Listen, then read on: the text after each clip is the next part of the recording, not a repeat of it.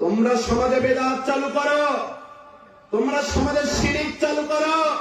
আমাদের মতন হুজুরেরা যতদিন বেঁচে থাকবে, আমার মতন হুজুর যতদিন এই বাংলার জমিনে বেঁচে থাকবে, প্রতিটা শিরিকের বিপক্ষে, প্রতিটা বিপক্ষের বিপক্ষে এই কণ্ঠের সুর দিয়ে কথা বলবে ইনশাআল্লাহ।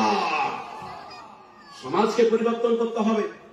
সমাজ যদি পরিবর্তন না হয়, রাষ্ট্র কোনদিন পরিবর্তন হবে না। কথা ঠিক কিনা?